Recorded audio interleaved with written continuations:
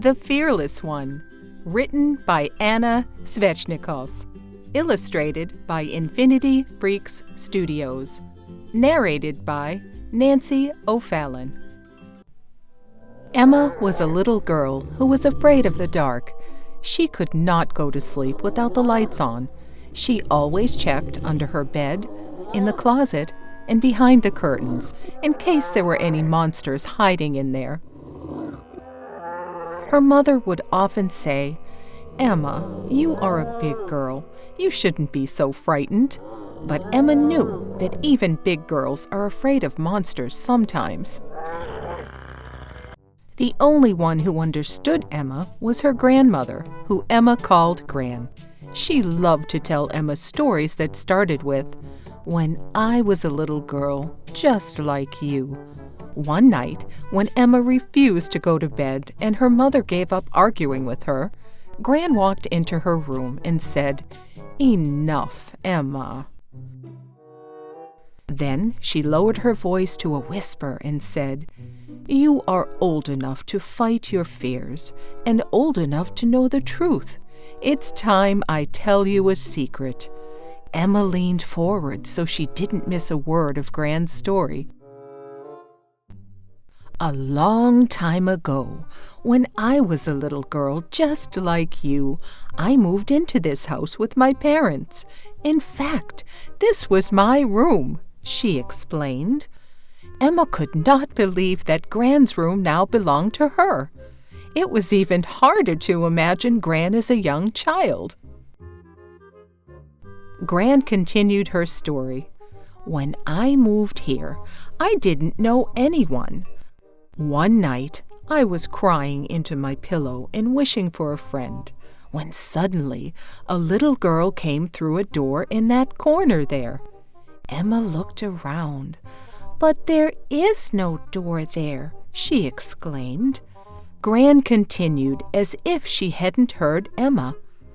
"Her name was Rosie, and she came here from the Flower Land, a place that is full of magic and adventure."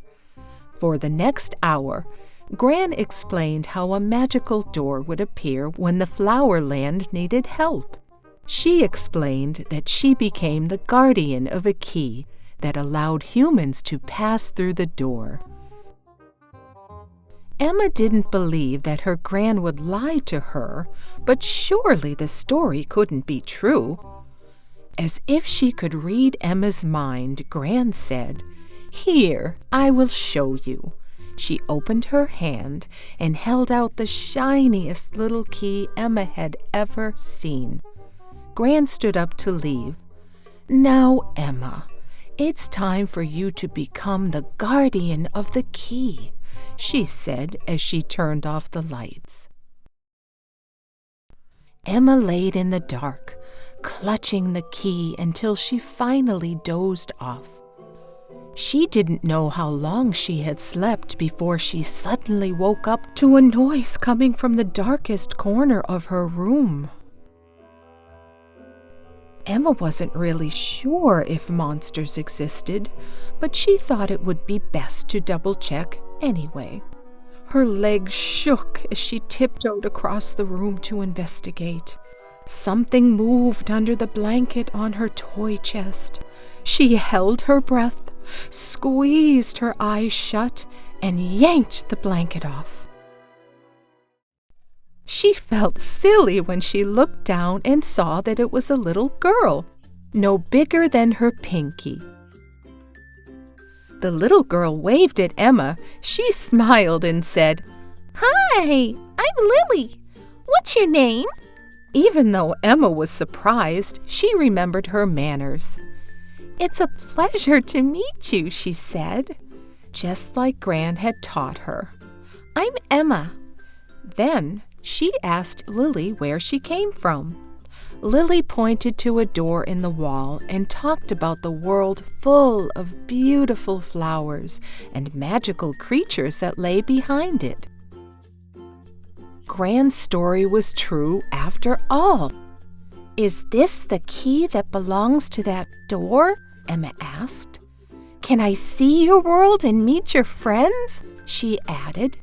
Lily pointed to the tiny door in the wall and explained, "All you need to do is open the door and you will become as small as me." Emma put the key in the lock, and as she turned it, she shrank down until she was finally the same size as her new friend. It was incredible, like something from a dream. Everywhere Emma turned, she was surrounded by flowers, beauty, and laughter.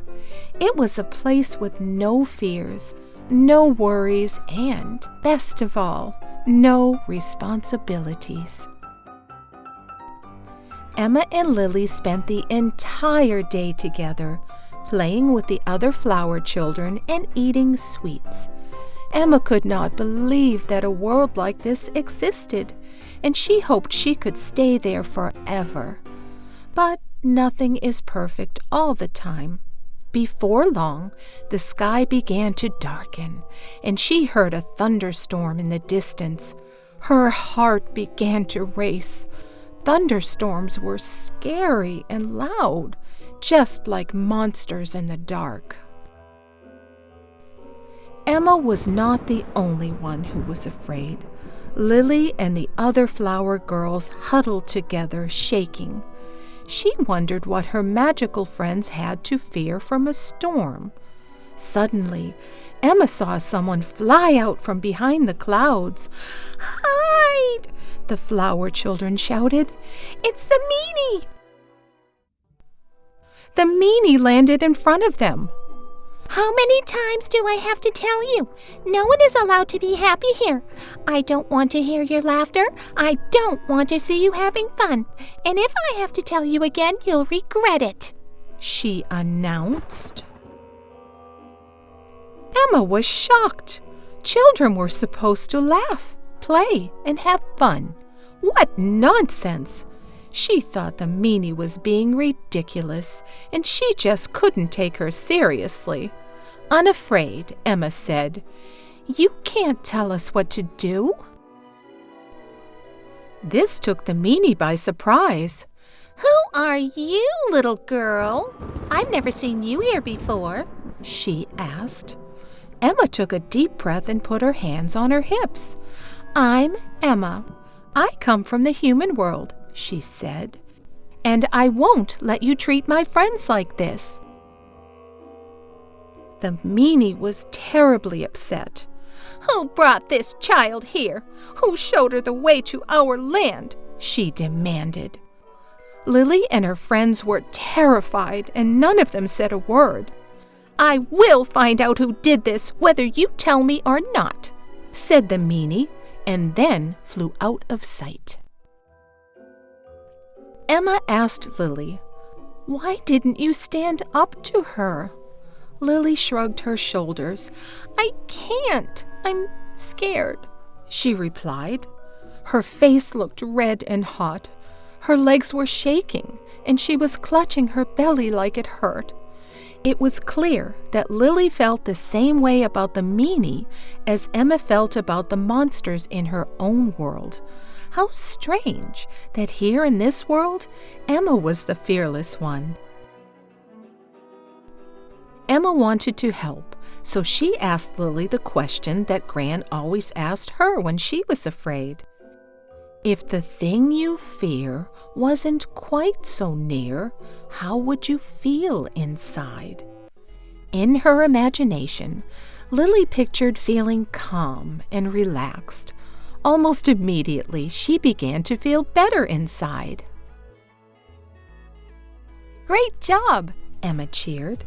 "Now, when your fear is as tall as a tree, how can you shrink it as small as a bug?" she added.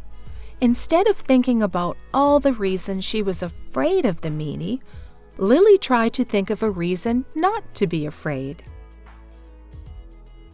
Lily remembered that a long time ago, Meanie was not the meanie, but a little girl just like her. She wondered what had changed because the meanie was kind and friendly back then.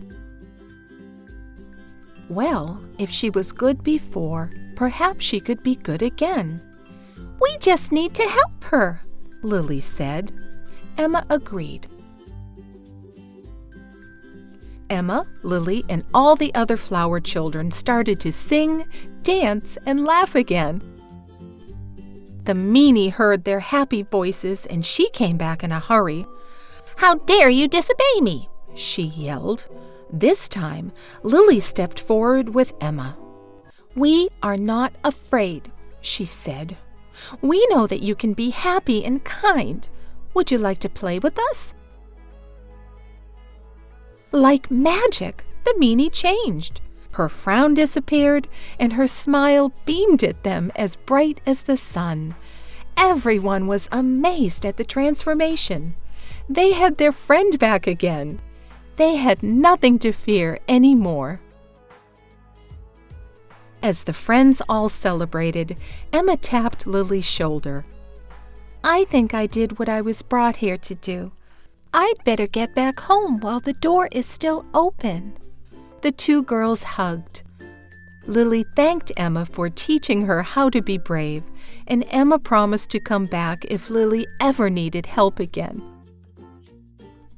Then she stepped from the big, bright meadow into her little, dark bedroom. She left the light off and climbed into her bed. Now, she was the fearless one in her own world, too. The end.